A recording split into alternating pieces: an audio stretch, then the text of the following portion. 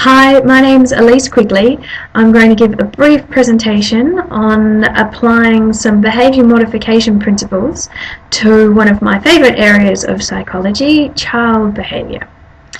I'm going to explain how to use differential reinforcement to increase desirable behaviour and decrease undesirable behaviour in children. Differential reinforcement essentially aims to encourage the good and ignore the bad. This sounds pretty logical, but in reality, instinct often guides us in the opposite direction. When we're confronted with undesirable behaviour in children, like a tantrum, we often end up paying attention and reinforcing that behaviour because we get really frustrated or angry about it. And we end up ignoring the good behaviour a lot of the time because either we don't notice it because it's not causing a problem, or we just come to expect it because we expect good behaviour of ourselves and other adults, so we kind of just expect that children will behave the way we want them to. So I'm hoping by explaining the principle behind differential reinforcement, I'll help to change that instinct. So when you're confronted by the desirable behaviours, you'll instinctively reward them, and when you're confronted with the less desirable behaviours, you will learn to ignore them. So there's two parts to differential reinforcement. The first is the reinforcement, the second part is extinction. So reinforcement covers the desirable behaviour, the behaviour that we want to increase the occurrence of. So for children, we'll use an example of sharing a toy with a sibling to demonstrate the components of reinforcement. So there are three components. There is the antecedent, which is the precursor or the situation that leads to the behaviour that we want to increase. So the behaviour is the response. And then we have the consequence, and the consequence is how we react to that behaviour. So the antecedent is a child has a toy that their sibling would like to play with. The response is the behaviour of sharing the toy, so the child shares that toy with their sibling, which is a behaviour that we would like to see more frequently. So the consequence is how we react to that behaviour. And the way that we want to react to encourage that behaviour is to praise the child. So praising is just a form of positive attention, and for most children, the best thing you can trade off is attention. They will take attention, good or bad, so we want to give them as much good attention as they will take. So with praise, there's a few things to be mindful of. You want to be very clear about what it is that you're praising. You want to be encouraging so that you're sounding happy when you're saying that you're happy, and you want to be genuine so that the child believes that you are happy about what they're doing.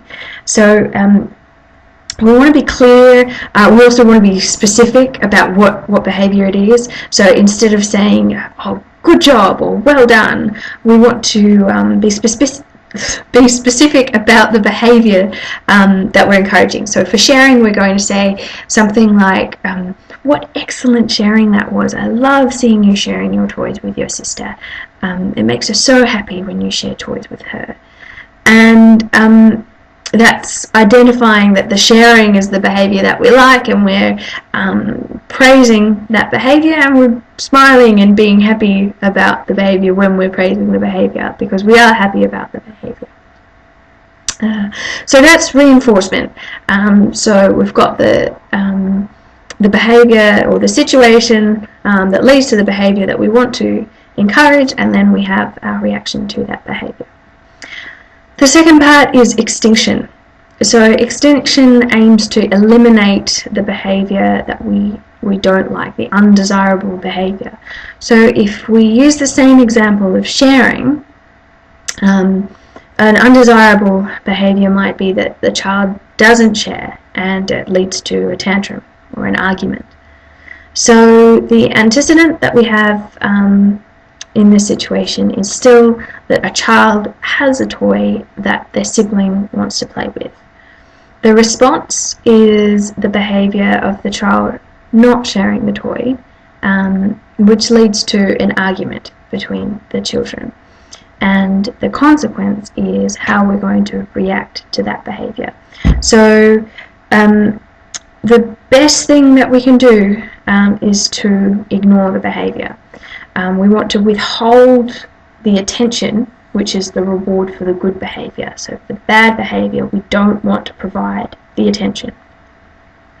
This isn't always practical with children, particularly with young children, in a situation where they might be causing physical harm to the sibling or to themselves by thrashing about with a tantrum or running away. So if you're at home and it's safe to do so, you can just walk away from the situation and ignore it completely. You can acknowledge the behaviour as being something that is unacceptable by saying, we don't fight about sharing toys, and I'm not going to speak about this until you've calmed down. And then you can walk away, or you can stay with the child until they've calmed down. Sometimes with bad behaviour, particularly with tantrums and arguments, the behaviour can escalate if you're not rewarding. And again, in particular, if you've previously rewarded this behaviour with attention and all of a sudden you aren't providing the attention anymore, the behaviour can escalate, the tantrum can get worse and get louder. This can be really embarrassing if you're in a social situation, if you're out in public or if you're with friends. So that the key is to resist the urge to provide the attention and allow the child to ride out the tantrum so they realise that they're not going to get attention despite escalating. So you can, if it gets quite severe, you can provide some physical reinforcement by putting your hand on the child and saying, once you calm down, we can talk about this, or you can just stand beside them and wait until they've finished and the tantrum or the argument subsides, or you can walk away. But the aim of the extinction is to not provide attention. And if you are going to speak to the child, it can't be in a way that encourages the behaviour. You need to ignore the tantrum. So hopefully this fundamental principle of encouraging the good behaviour and ignoring the bad behaviour will assist in changing some behaviours if there's some behaviours you want to see more of or behaviours you want to see less of. It can be testing particularly to address the bad behaviour, but it can be pretty rewarding and exciting once you start to implement some of these practices and see how quickly you can turn around the behaviour. So I'm really hoping that this helps someone somewhere maybe, and thanks for listening.